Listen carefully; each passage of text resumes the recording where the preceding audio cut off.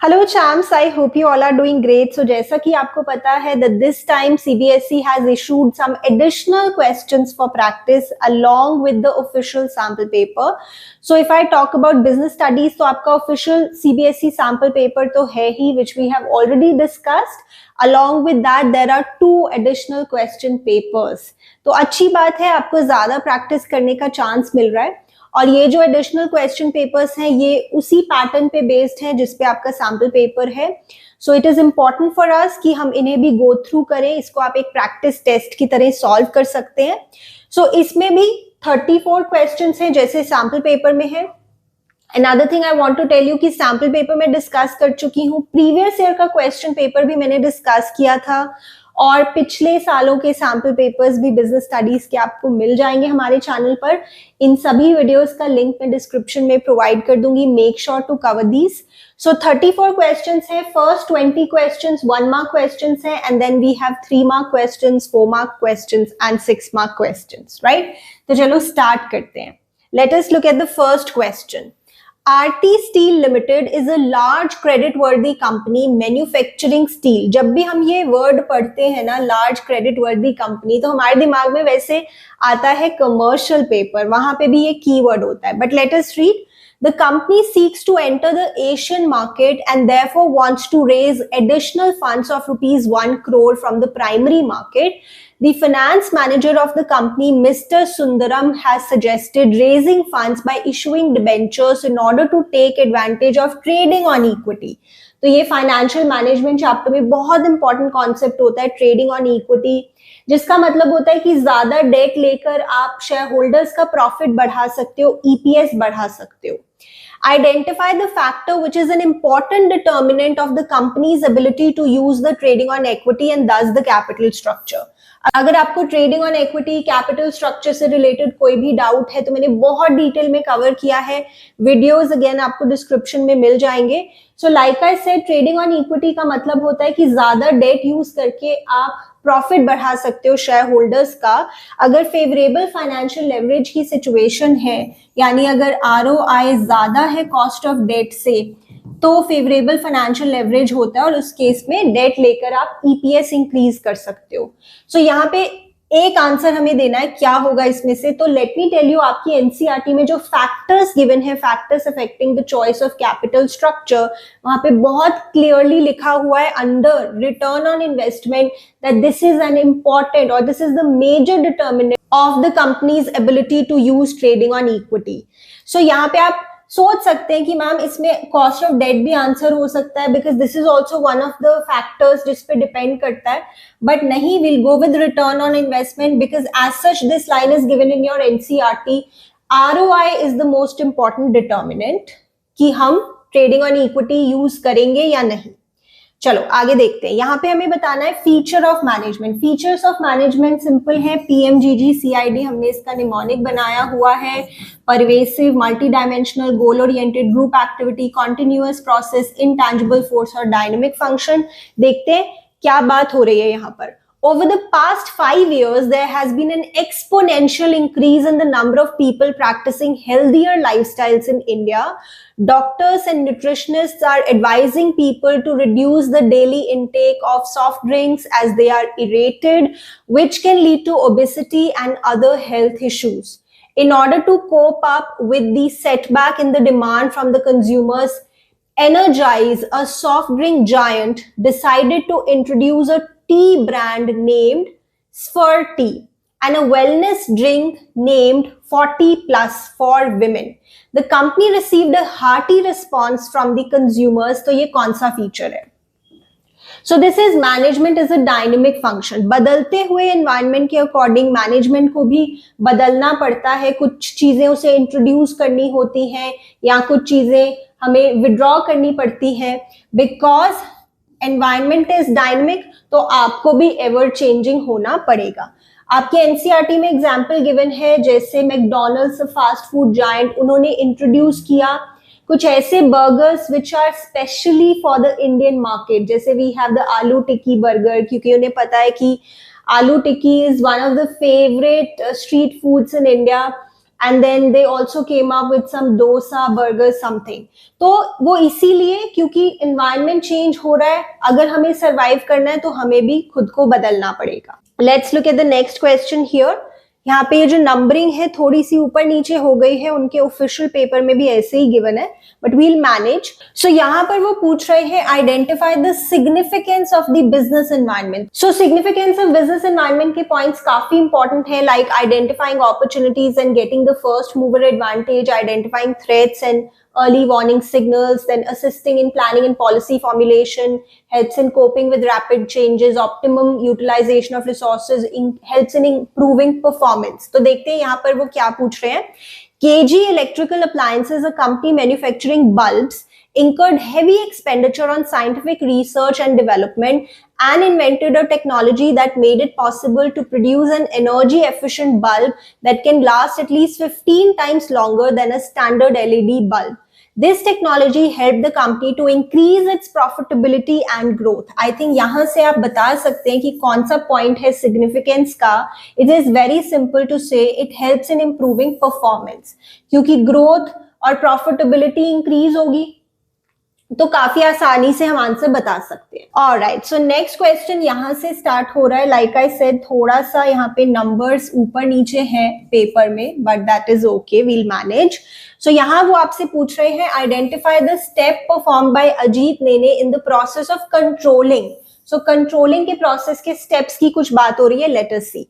Ajit Nene, the owner of a newly established food delivery outlet, Food and Snacks in Maharashtra, instructed the human resource manager of the firm to establish a qualitative benchmark of performance as he wanted to assess the motivation, skill and satisfaction of his employees. तो हर चीज के लिए quantitative standard set नहीं हो सकते, तो हमें qualitative standards भी सेट करने होते हैं.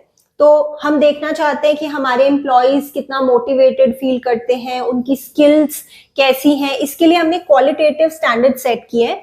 The sales manager was asked to set quantitative benchmarks of performance in terms of volume of sales made on a daily basis.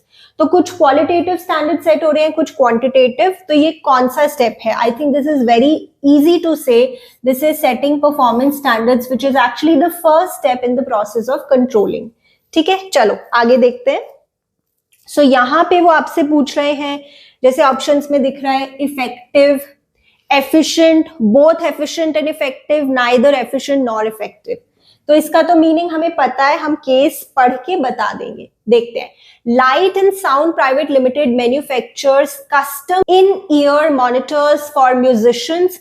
Although it has been in the business for the last 5 years and has a considerable market share, on conducting an analysis, it found that the company was spending almost 10% of the total cost on packaging.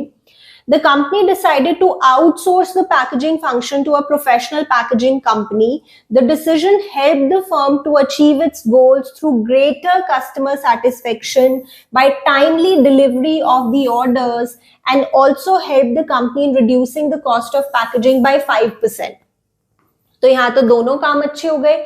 हम orders को timely भी deliver कर रहे हैं, यानी हम effective भी हैं, और हमारी कॉस्ट भी कम हो गई, यानी हम एफिशिएंट भी हैं. तो दिस इज इजी टू से, बोथ इफेक्टिव एंड एफिशिएंट. ठीक है, सिंपल. ऑलराइट, आगे देखते हैं. यहाँ पे हमें डायमेंशंस बतानी है बिजनेस एनवायरनमेंट की, जो इस केस में रेफर की गई है. We have 5 dimensions. हमने निमोनिक बनाया है, स्लेप, social, legal, economic, political, technological. So देखते हैं. With the advent of Talk GPT in the information technology industry, the companies have started investing in artificial intelligence in order to fulfill the expectations of the customers. So definitely artificial intelligence तो technological environment है, right? Largely the customers are showing a positive attitude to the new artificial intelligence based talk bot. Identify the dimensions. तो technological के साथ साथ एक economic है, एक social है. तो आप कौन सी चूज करेंगे?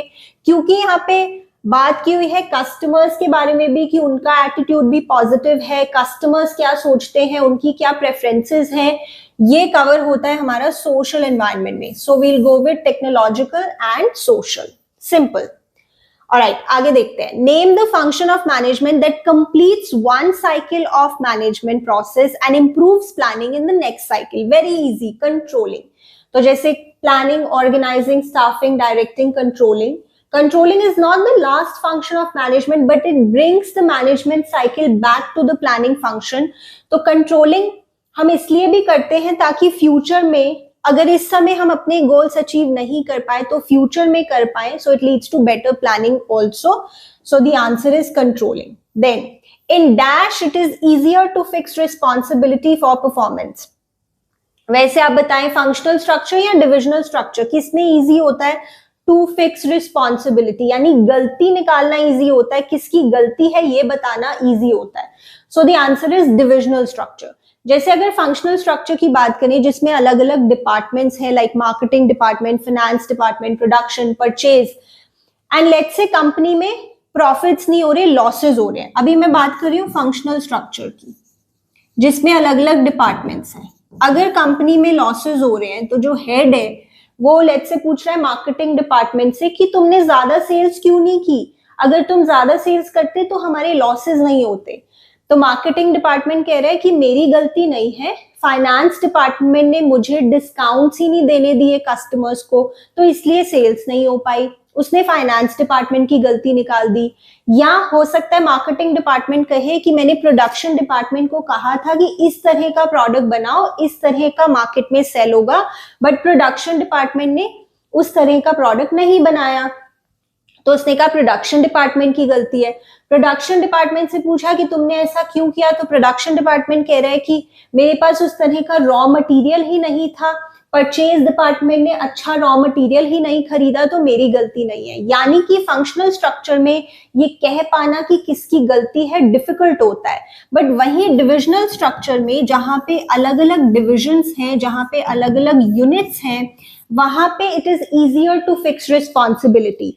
जैसे अलग अलग डिविजन्स हैं, मान लीजिए गारमेंट्स का एक डिवीजन है, कॉस्मेटिक्स का एक डिवीजन है, फुटवेयर्स का एक डिवीजन है.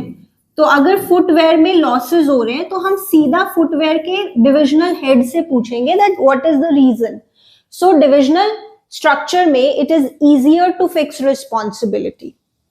सो डेफिनेटली डिविजनल स्ट्रक्चर होगा इसमें. And out of formal organisation और इनफॉर्मल ऑर्गेनाइजेशन तो डेफिनेटली फॉर्मल ऑर्गेनाइजेशन जहां पे सबकी जॉब पोजीशंस के अकॉर्डिंग रोल्स डिफाइंड होते हैं, किसका क्या काम है डिफाइंड होता है, तो वहां पे it is easier to fix responsibility. So we'll go with option number D, that is divisional structure and formal organization. Right, चलिए आगे देखते हैं. यहां पे हमें बताना है business environment is said to be uncertain. This is one of the features of business environment. और कौन से फीचर्स है बिजनेस एनवायरनमेंट के, हमने निमोनिक बनाया हुआ है, sit in car and go to DU. Specific and general forces, inter relatedness, totality of external forces, complexity, relativity, dynamic और अनसर्टेन. तो अनसर्टेन क्यों हम कहते हैं बिजनेस एनवायरनमेंट को, देखते हैं. डिफरेंट एलिमेंट्स और parts of business environment are closely inter related. तो ये तो इंटर रिलेटेड से रिलेटेड पॉइंट है. It differs from country to country, ये रिलेटिविटी होता है. It consists of interrelated forces which arise from different sources and it is very difficult to predict future happening, especially when the environmental changes are taking place too quickly. तो यहाँ पे definitely answer है this one. This exact line is given in your NCERT. अब कुछ बच्चे सोचते हैं कि मैम इससे तो डायनेमिक लग रहा है कि changes are taking place too frequently. नहीं, बट एज इट इज आपकी बुक में ये लाइन गिवन है और यहाँ पे बोल रहे हैं it is difficult to predict the future happenings, यानी कहना चाह रहे हैं कि अनसर्टेनिटी है. वैसे अनसर्टेनिटी और डायनेमिक वाले पॉइंट में बच्चे कंफ्यूज होते हैं. सो आई वुड सजेस्ट कि एनसीईआरटी की लाइंस आप जरूर देख कर जाएं, specially for this point. Alright, आगे देखते हैं. Arrange the following steps of planning process in the correct sequence. Simple है, इसमें से हमें बताना है. तो सबसे पहले आउट ऑफ दीज हम इवैल्यूएट करेंगे different courses of action, then फिर उसमें से सिलेक्ट करेंगे, फिर इंप्लीमेंट करेंगे और फिर follow up. So first would be evaluating, then selecting, then implementing, and then follow up action, right? So we will go with this option. C. चलो आगे देखते हैं। assertion रीजन का क्वेश्चन है, controlling helps in making efficient use of resources, this is a true statement, ये हमारे importance of controlling में given है। देन रीजन में लिखा है, an efficient control system keeps a check on the changes taking place in the organization and in the environment and helps to review and revise the standards in light of the changes, ये भी हमारा importance में point है, judging the accuracy of standards, right.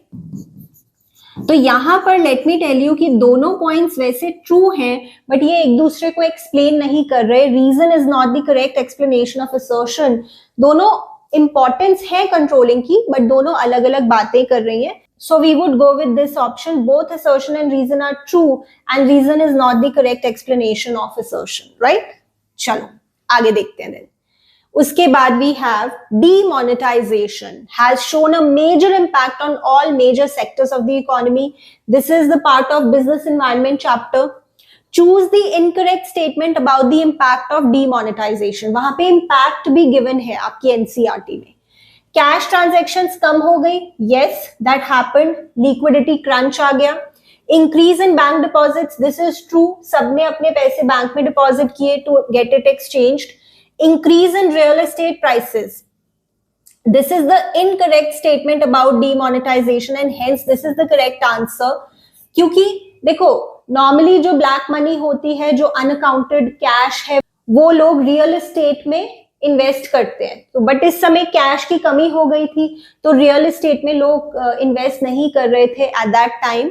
So demand कम हो गई, इसलिए prices बढ़ नहीं रहे थे रियल एस्टेट में, इनफैक्ट कम हो गए थे। So this is the incorrect statement and hence the correct answer. Increase in financial savings, वो तो था, लोगों ने नए नए बैंक अकाउंट्स भी खोले और जितना पैसा डिपॉजिट किया था सारा नहीं निकाल लिया था, तो सेविंग्स भी इससे इंक्रीज हुई थी।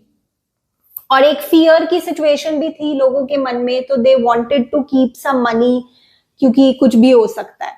ऑलराइट, उसके बाद देखते हैं। Then they are asking identify the limitation of planning discussed above. ठीक है, देखते हैं। YTS, a shipping company, has been successfully carrying out its shipping business for the past 5 years. Last year, it rolled out a new shipping initiative during the holiday season with the promise to deliver all packages by a particular time before the holidays. The company had an objective of increasing the profit at a consistent rate. The unexpected high demand hassled the workers and the delivery team, causing a delay in the delivery of a large number of packages. The company did not recognize the logistical difficulties in training new staff in order to meet its delivery schedules as promised. The complacency of the company to think that a consistent rate of profit could be maintained led to its failure. This word is also given, the complacency and the false sense of security. कई बार हमें लगता है कि जैसे पहले चीजें हो रही थी वो दोबारा हो जाएंगी, but planning does not guarantee success. So this is the limitation that is being referred here. अगर हमें लगता है कि जैसे पहले चीजें हो गई थी अभी भी हो जाएंगी, तो वी हैव दिस कॉम्प्लेसेंसी, मतलब हम ज्यादा कंफर्टेबल हो जाते हैं, बहुत ज्यादा एफर्ट नहीं करते फिर, और एक झूठी तसल्ली देते हैं खुद को कि सब चीजें पहले की तरह ठीक हो जाएंगी। But which limitation is being highlighted, that planning does not guarantee success. Now this picture is given in your NCERT. Picture based, image based questions भी आप प्रिपेयर करके जाएंगे, specially the pictures that are given in NCERT. So ये इस picture में बताया हुआ है कि ये जो बॉस है ये अपने रूम में बैठा है, मैंने प्रीवियस वीडियोस में भी ये पिक्चर डिस्कस की है, और उसके सामने बहुत सारी फाइल्स हैं, बहुत सारा काम है, बाहर उससे मिलने के लिए कुछ लोग बैठे हैं, बट दिस पियोन या जो भी सेक्रेटरी है बॉस का, वो कह रहे हैं कि बॉस तो बिजी है। तो इससे क्या हाईलाइट हो रहा है? The absence of which concept is causing a delay in decision making. देखिए, अगर आप सारा काम खुद पे ले लेंगे ना, रूटीन का काम भी आप खुद ही करते रहेंगे, तो नए नए आइडियाज के लिए टाइम कैसे निकालोगे? एक पर्सन सारे काम नहीं कर सकता। हो सकता है ये लोग इसके साथ कुछ अच्छे बिजनेस आइडियाज डिस्कस करने आए हो, इसके सामने कोई अपॉर्चुनिटी आने वाली हो, या ये कुछ पूछने आए हो कि हमें कोई डिसीजन लेना है, but since he is preoccupied with the routine work, इसलिए वो उनको टाइम नहीं दे पा रहा है। तो यहाँ पे जो चीज मिसिंग है दैट इज डेलीगेशन, कि इस बॉस को अपना रूटीन का काम अपने सबॉर्डिनेट्स को देना चाहिए, क्योंकि it is impracticable for one person to do everything himself और हरसेल्फ, राइट? ओके, नेक्स्ट देखते हैं। As the production manager of a large company, which method will be followed for mister Gopesh to gauge the performance of his department? बहुत बड़ी company है और आप हैं production manager. क्या आप हर एक पीस को चेक करेंगे? नहीं, क्योंकि बहुत बड़ी कंपनी है, दैट इज नॉट फीजिबल कि हम हर एक पीस को चेक करें। क्या हम रेशियोज फाइंड आउट करेंगे? नहीं, वो तो प्रॉफिटेबिलिटी के लिए फाइंड करें तो मेक सेंस। क्या हम मार्केट शेयर देखेंगे कितना बढ़ा है? नहीं। अगर हम मार्केटिंग डिपार्टमेंट के हेड होते तो यस, फिर हम देखते कितनी सेल्स हुई है, हमारा कितना मार्केट शेयर है। बट अभी हमें अपनी प्रोडक्शन की क्वालिटी देखनी है। So we would do the sample checking of certain random pieces for quality, right? Sample checking. चलिए आगे देखते हैं। मैच द फॉलोइंग, इस तरह के क्वेश्चंस बहुत आते हैं आपके CUET में भी। अथॉरिटी, वैसे तो नेक्स्ट पेज पे भी इसके पार्ट्स हैं, but authority is matched with this, flows downwards from superior to subordinate. Superior की अथॉरिटी होती है over the subordinate. Then decentralization और responsibility. Responsibility cannot be entirely delegated and decentralization को हम मार्क करेंगे इससे। ये हमारा डिसेंट्रलाइजेशन है, क्योंकि इससे हम रोल इंक्रीज करना चाहते हैं सबॉर्डिनेट्स का। डेलीगेशन और डिसेंट्रलाइजेशन का जो डिफरेंस आपकी बुक में गिवन है, वहां पे एक जो बेसिस है पर्पस का, वहां पे ये पॉइंट आपको मिलेगा। देन फंक्शनल स्ट्रक्चर के लिए देखें तो minimum duplication of efforts and hence economical. अगर डिविजनल स्ट्रक्चर से कंपेयर करें तो फंक्शनल स्ट्रक्चर चीपर होता है, क्योंकि इसमें रेपिटेशन नहीं होती, बट डिविजनल स्ट्रक्चर में ड्यूप्लीकेशन होती है। जैसे गारमेंट का डिवीजन है, उसके नीचे मार्केटिंग डिपार्टमेंट है, प्रोडक्शन डिपार्टमेंट है, फाइनेंस डिपार्टमेंट है, फिर कॉस्मेटिक्स में भी अपना मार्केटिंग डिपार्टमेंट है, प्रोडक्शन डिपार्टमेंट है, फाइनेंस डिपार्टमेंट है। तो एक ही काम रिपीट हो रहा है, सो that is duplication of effort, और वो महंगा भी होता है। But this is about functional structure, ठीक है? तो हम अपना आंसर यहां से प्रिपेयर कर सकते हैं। D is matched with 3, A is matched with 2, A is matched with 2, B जो कि फंक्शनल स्ट्रक्चर था that is matched with 4, and decentralization is matched with 1. So we would go with which option? We would go with this option. चलिए आगे देखते हैं। Choose the incorrect statement about the controlling function of management. Controlling is both backward looking and forward looking, ये सही है। Controlling is prescriptive whereas planning is evaluative, एकदम गलत। Planning is prescriptive and controlling is evaluative. Planning is like a prescription, जैसे doctor आपको prescription लिख के देता है कि इस समय ये दवाई खानी है, फिर आपको ये रेस्ट करना है, ये चीजें आपको नहीं खानी। It is like a prescription. Planning में भी यही होता है, हम अपने गोल्स ऑब्जेक्टिव्स लिख रहे होते हैं, कब हमें क्या काम करना है। और कंट्रोलिंग इवैल्यूएटिव होती है कि जो होना था हो चुका, अब हम उसे एनालाइज कर रहे हैं, इवैल्यूएट कर रहे हैं। So this is the right answer, B. Okay, उसके बाद dash is the process of defining and grouping activities of the enterprise and establishing authority relationships among them. This is the clear definition of organizing. इसमें कोई भी मुश्किल नहीं है। Organising का जो प्रोसेस होता है उससे भी आप ये समझ सकते हैं that this is the definition of organizing. क्या होते हैं ऑर्गेनाइजिंग के स्टेप्स, जरा याद करो। Identification and division of work, departmentalization, assignment of duties and establishing reporting relationships. चलिए आगे देखते हैं। Identify the objective that space seeks to achieve through its new venture. Alright, let us read the question. Mr. Anand Niketan has been successfully running a chain of restaurants in Delhi and Gurgaon for the past 15 years. Adhwan, his son, returned to India after acquiring a master's degree in social work. He suggested to his father that they should enter into a new line of business of coffee bars and provide employment opportunities to differently abled people, and in the process create greater economic value for the different sections. तो इससे तो पता लग रहा है ये social objective है, हम सोसाइटी के लिए कुछ अच्छा करने की बात कर रहे हैं. After a lot of deliberation, Advan opened his first coffee bar under the name of Space near the college campus. The idea of taking orders was unique. The staff gave a pen and a pad and had codes on the menu in front of the dishes. On pressing the bell, the light would pop and the staff would come to assist customers. The users loved the concept, and very soon Space expanded its outlets to other parts of the city. Advan hired additional 70 employees to manage the new outlets. तो definitely social तो इसमें आएगा ही, but क्या सिर्फ social आएगा? नहीं, यहाँ पे हम एक्सपेंशन की भी बात कर रहे हैं, ग्रोथ की बात कर रहे हैं, जो कि हमारे ऑर्गेनाइजेशनल ऑब्जेक्टिव्स में कवर्ड होते हैं. ऑर्गेनाइजेशनल ऑब्जेक्टिव्स में फर्दर इकोनॉमिक ऑब्जेक्टिव्स हैं, survival, profit, growth. So definitely यहाँ पे ऑर्गेनाइजेशनल ऑब्जेक्टिव्स भी हैं और सोशल ऑब्जेक्टिव्स भी हैं. Alright, identify the plants referred to in the above case study. अगर आपको plants recognize करने में प्रॉब्लम आती है केस स्टडीज में, तो आई वुड रेकमेंड यू कि आप ये वीडियो जरूर देखें जो मैं डिस्क्रिप्शन में प्रोवाइड कर रही हूँ, क्योंकि मैंने हर एक प्लान के कीवर्ड्स, की लाइंस डिस्कस किए हैं जो आपको बहुत हेल्प करेंगे केस स्टडीज में और 1 मार्क क्वेश्चंस में भी. तो late us look at this one.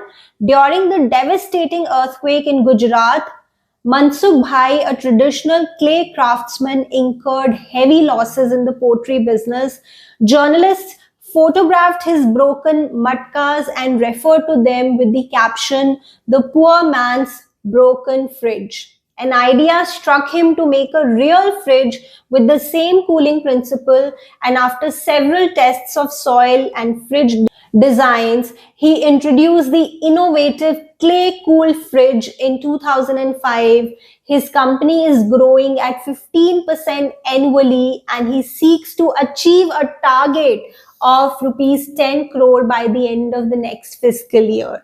I think यहाँ से आप देख सकते हो कि यहाँ पे ऑब्जेक्टिव तो डेफिनेटली है as one of the plans.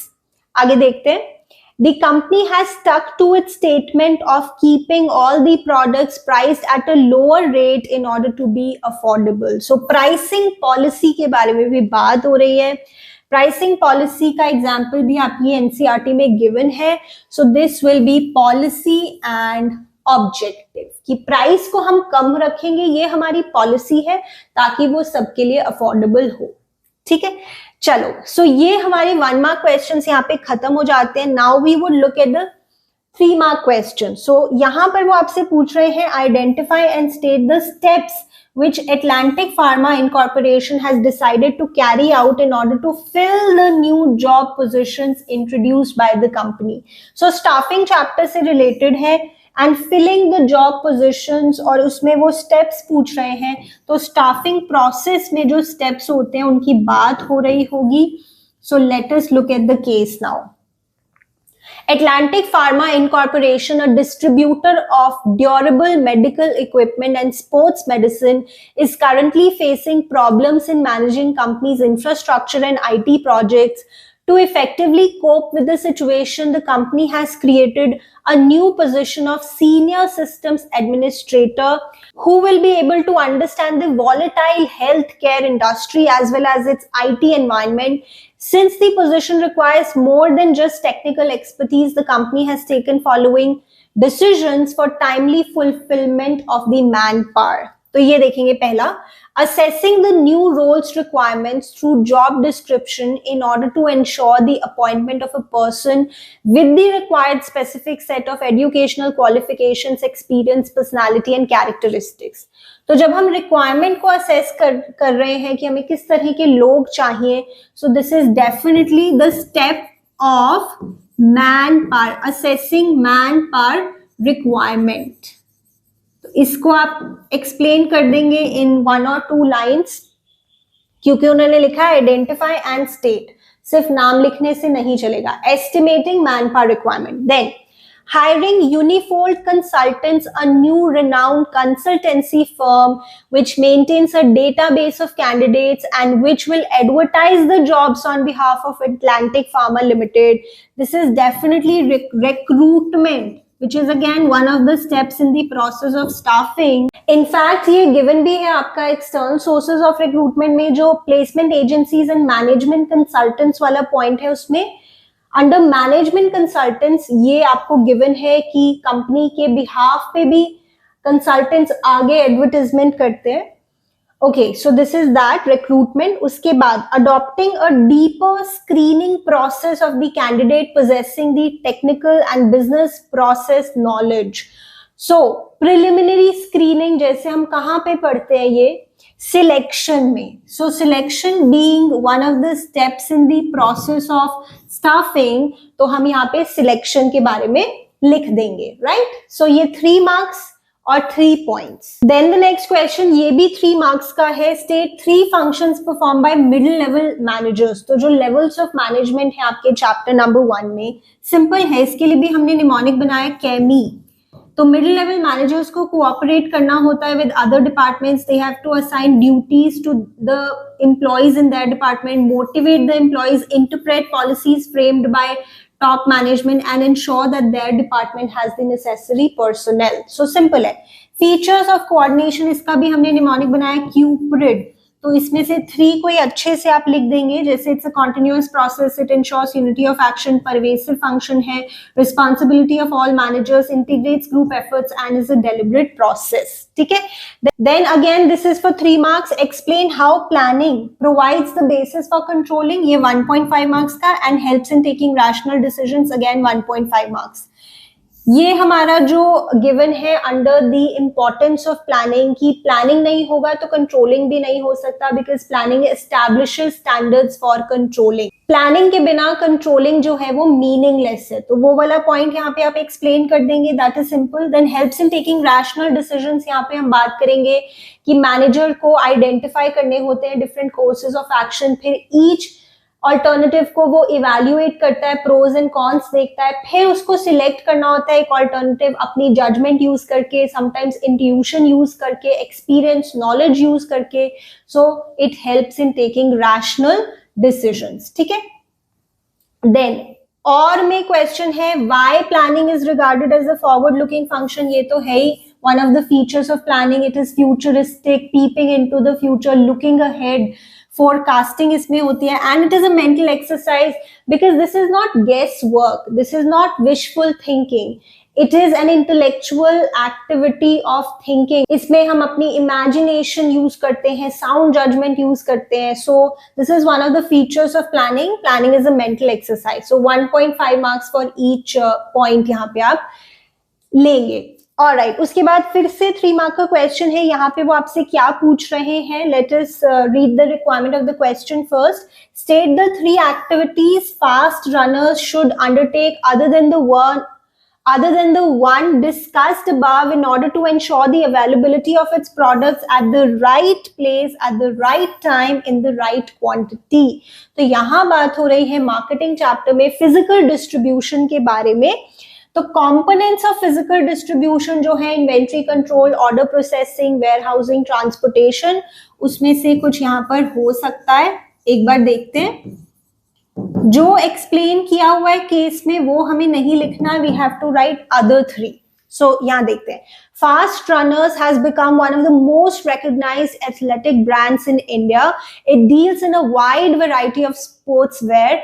However, of late it has been facing difficulty. Of late मतलब recently, in keeping its inventory under control. In 2022, the company adopted an inventory management software which helped it to predict items that could sell best and prepare the company to meet their demand. This has helped the company in providing better customer satisfaction by making goods physically available to them. तो यहाँ पे वो inventory control की बात तो कर रहे हैं, और जिसकी बात वो नहीं कर रहे, but which is a part of physical distribution. One is order processing, speedy and accurate processing of orders, warehousing so as to create time utility in the goods, and transportation, which is the physical movement of goods from the place of production to the place where they will be consumed by the final consumers. तो ये आप explain करेंगे, 1 mark for each point. आगे देखते हैं, identify and briefly explain the incentives. तो incentives वाला point motivation में है.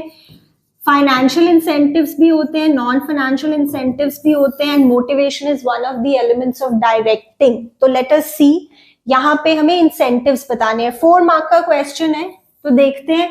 2 इंसेंटिव्स भी हो सकते हैं फॉर 2 मार्क ईच, या 4 भी हो सकते हैं. Let us see. Lily and Millie are working as marketing manager and finance manager respectively in an insurance company. In consultation with the human resource manager, Lily formulates a plan which links the salaries of the insurance agents of the company with the volume of sales in order to provide incentive to make them achieve beyond the assigned monthly targets. तो targets के according हम उन्हें incentive दे रहे हैं, जितना आप काम करोगे उतना आप इंसेंटिव ले जाओ. So that is productivity linked wage incentive. This is one of the financial incentives, productivity linked wage incentive. Alright, आगे देखते हैं. Millie conducts regular meetings and congratulates her efficient subordinates for good performance. She also displays their names on the notice board highlighting their achievement. So this is one of the non-financial incentives, which is employee recognition programs. So employee recognition programs में हम acknowledge करते हैं, अगर किसी ने अच्छा काम किया है उन्हें congratulate करते हैं, appreciate करते हैं, सर्टिफिकेट ऑफ एप्रिसिएशन देते हैं, या उनकी पिक्चर को डिस्प्ले करते हैं नोटिस बोर्ड पर. This is also one of the ways in which you give motivation to the employees. ठीक है, ऑलराइट. उसके बाद देखते हैं ह्यूमन रिसोर्स मैनेजमेंट, मतलब स्टाफिंग से रिलेटेड ये क्वेश्चन है. Requires many specialized activities and duties which human resource manager must perform. हमें कोई ऐसी 4 ड्यूटीज बतानी है. तो बहुत सारी आपकी बुक में लिस्टेड है, ये एक इंपॉर्टेंट क्वेश्चन बनता है. जैसे रिक्रूटमेंट में उन्हें हेल्प करना है, they have to analyze jobs and prepare a job description for each job. Then defending the company in the lawsuits, अगर किसी ने केस कर दिया है कंपनी के against related to human resource, तो आपको जाकर डिफेंड करना पड़ सकता है कंपनी को वहां पर. Then also maintaining labour relationships, handling grievances among the employee, और उनकी ट्रेनिंग एंड डेवलपमेंट भी आपको देखनी होती है. So you can write any 4 such duties, not difficult. इसी में ऑप्शन में क्वेश्चन है, state by giving 4 reasons as to why staffing function must be performed efficiently. तो बेसिकली यहाँ पर हम इंपॉर्टेंस ऑफ स्टाफिंग लिख देंगे कि स्टाफिंग फंक्शन बहुत इंपॉर्टेंट होता है किसी भी ऑर्गेनाइजेशन के लिए, इसलिए इसे अच्छे से परफॉर्म करना चाहिए. जैसे it helps in discovering and obtaining competent persons. Then it improves the performance of the organization by putting the right people on the right job. इससे continuous survival होता है कंपनी का, organization का, due to succession planning. इससे हम optimally अपने resource को, human resource को utilize कर सकते हैं. इससे job satisfaction बढ़ती है employees की, उनका morale भी increase होता है. ठीक है, so this is easy. उसके बाद देखते हैं, ये अगेन 4 मार्क्स का है. State any 4 features of an organization which is an aggregate of interpersonal relationships and is formed without any conscious purpose. मतलब अपने आप ही ये क्रिएट हो जाती है. कौन सी ऑर्गेनाइजेशन की यहाँ पे बात हो रही है? इनफॉर्मल ऑर्गेनाइजेशन की. तो इसका एक फीचर तो यही है, इट इमर्जेस स्पॉन्टेनियसली. देन इसमें जो कम्युनिकेशन का फ्लो है उसका कोई सेट या डेफिनेट पैटर्न नहीं होता है. यहाँ पे जो स्टैंडर्ड ऑफ बिहेवियर है that is decided by the group norms rather than any officially laid down rules और regulations. It is originated from with in the formal organisation. आप ऑफिस जाते हैं, वहां पे काम करते हैं, फिर वहीं पे कैंटीन में बैठ के जब लंच करते हैं, then you meet your friends, you talk to people about everything else other than work. So that is informal organization which is created out of the formal organization.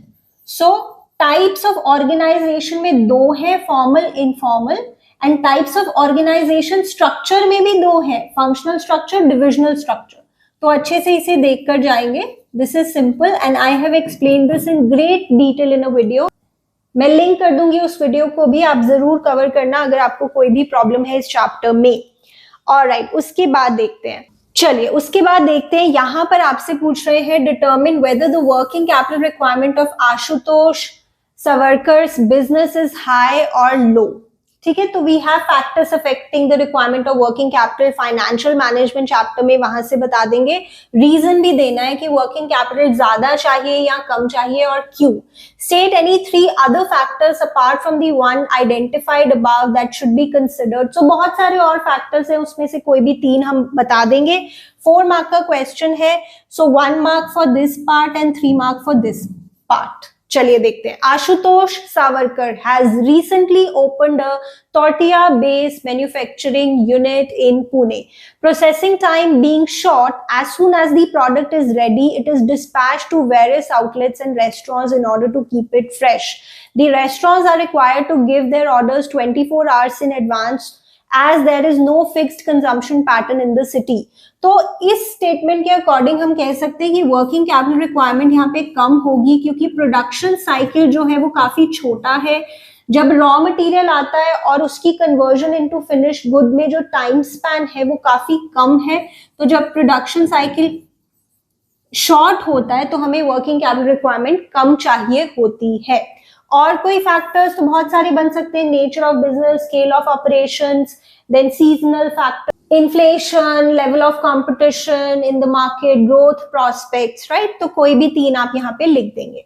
Then वो आपसे पूछ रहे हैं 4 रीजंस बताइए to justify that directing is essential for efficient and effective functioning of the organization. Basically यहाँ पे directing की importance लिखनी है, तो हम कह सकते हैं it helps in initiating action, then it helps in the introduction of needed changes, it helps in bringing stability and balance in the organization, it helps in integrating employees efforts। so very theoretical से points है, आप कोई भी 4 यहाँ पे लिख देंगे। 4 measures to overcome communication barriers। अगर आप communication barriers डिटेल में समझना चाहते हैं, मैंने उसे बहुत डिटेल में एक्सप्लेन किया है, लिंक प्रोवाइड कर दूंगी वीडियो का, जरूर कवर कर लेना कोई भी अगर प्रॉब्लम है यहाँ पे तो। बट यहाँ पे हमें बताना है कि कम्युनिकेशन बैरियर्स जो कि 4 तरह के हो सकते हैं, पर्सनल, ऑर्गेनाइजेशनल, साइकोलॉजिकल और सिमेंटिक, उनसे हम कैसे बाहर निकले।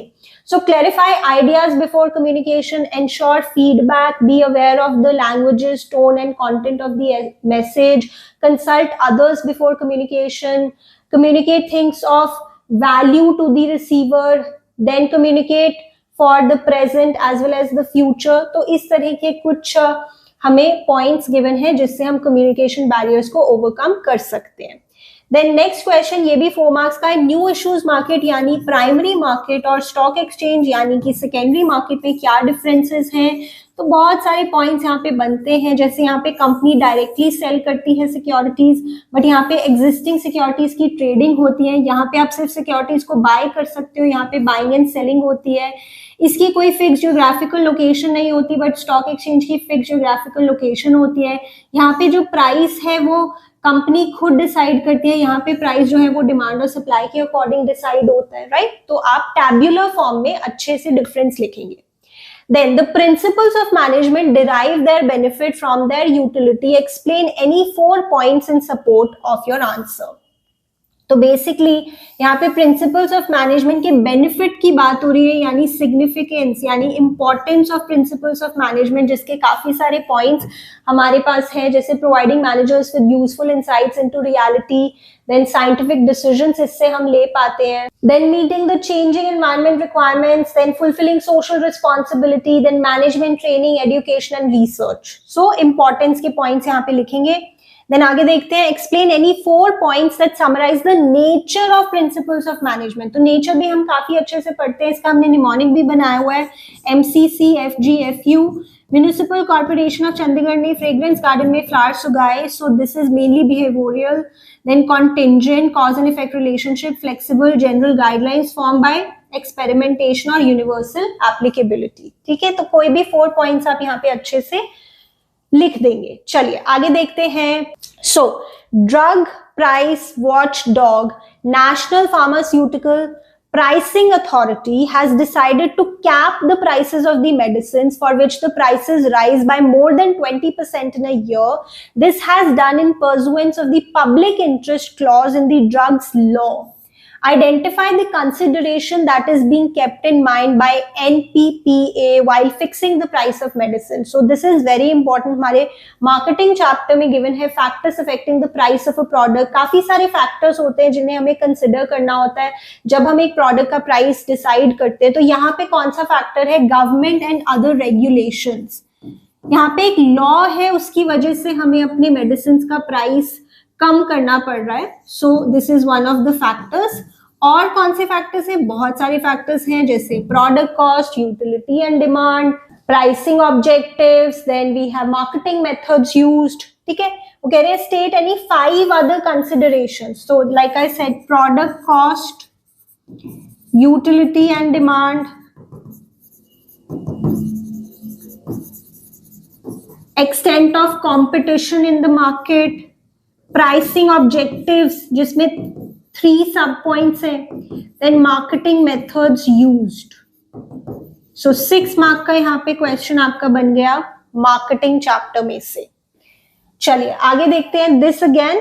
सो यहाँ पे 4 6 मार्क क्वेश्चन है हमारे पास. नेक्स्ट क्वेश्चन भी 6 मार्क्स का है. क्या पूछ रहे हैं? Identify the concept that enabled the finance manager to tackle the situation. तो finance manager है, कुछ financial management में से हो सकता है concept, but अभी हम पढ़ेंगे. State any 5 points highlighting how the concept discussed above can help in smooth functioning of the organization.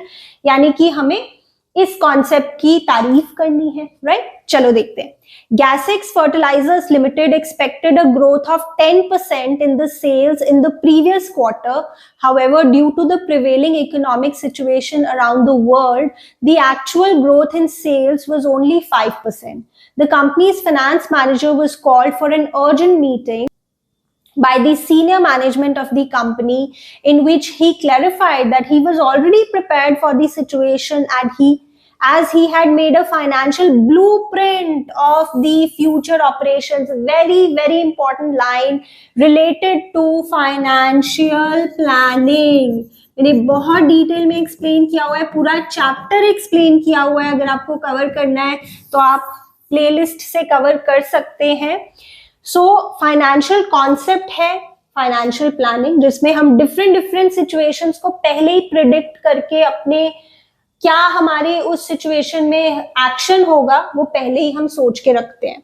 State any 5 points of importance. तो ये भी काफी इजी है, काफी छोटे छोटे पॉइंट्स ही हैं इसके. जैसे एक तो यही, it helps in forecasting different business situations, what might happen in future. Then it helps in avoiding shocks and surprises. It helps in linking the present with the future. It helps in linking the investment decisions with the financing decisions. इससे duplication of effort कम होता है और objectives clearly defined होने की वजह से evaluation भी काफी easy हो जाती है. ठीक है, so ये हम यहाँ पे 5 points लिख देंगे और 1 mark यहाँ पे. Then we have the last question 6 marks का, और इसमें ऑप्शन है और ये कंज्यूमर प्रोटेक्शन एक्ट 2019 से रिलेटेड है. सिंपल चैप्टर है और इम्पॉर्टेंट है फॉर योर एग्जाम, तो अच्छे से कवर करेंगे. पर्पस बताना है कंज्यूमर प्रोटेक्शन एक्ट का, तो इसमें बोलेंगे that this act seeks to protect and promote the consumers' interest by providing them speedy and inexpensive redressal of their grievances. जहां पे आपकी बुक में कंज्यूमर प्रोटेक्शन एक्ट की इंट्रोडक्शन गिवन है, वहां पे आपको इसका पर्पस भी मिल जाएगा. Then state any 5 responsibilities. तो ये तो बहुत सिंपल है. Be aware of the various goods and services available in the market so that an intelligent and wise choice can be made. Buy only standardized goods because they provide quality assurance. Read the labels carefully. Then assert yourself to ensure that you get a fair deal. Then avoid littering, respect the environment, ask for a cash memo. और अगर आपके साथ कुछ गलत होता है then file a complaint in the appropriate consumer court. Alright, define the scope of Consumer Protection Act. Scope में हम बताएंगे that this is applicable to the whole of India.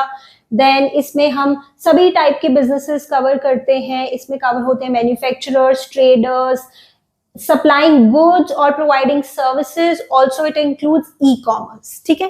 Then 5 functions of the NGOs, non-governmental organizations which promote the welfare of consumers. 5 marks का ये हो जाएगा हमारा. तो इसमें हम कहेंगे इनका रोल है कि एडुकेट करना है पब्लिक को about their rights and their responsibilities. Then help करना है उन्हें फाइल करने में case. Also file case on behalf of the consumers, उनको लीगल एड प्रोवाइड करना. देन पब्लिशिंग पीरियोडिकल्स, देन वहां पे कंज्यूमर्स से रिलेटेड चीजें पब्लिश करना. देन कंपेरेटिव टेस्टिंग करना कंज्यूमर प्रोडक्ट्स की in accredited laboratories and then उसका भी रिजल्ट पब्लिश करना. और कंज्यूमर्स को encourage करना to strongly protest against unscrupulous, exploitative and unfair trade practices. Right, so this was it. ये हमने डिस्कस कर लिया एडिशनल क्वेश्चन पेपर जो सीबीएसई ने इशू किया है. I hope this video helped you and मुझे कमेंट्स में लिखकर बताइए और कौन से वीडियोस आप देखना चाहेंगे. Do you also want me to cover the other additional question paper? सब आप मुझे कमेंट्स में लिखकर बताइए. सो चलिए अब मिलते हैं नेक्स्ट वीडियो में.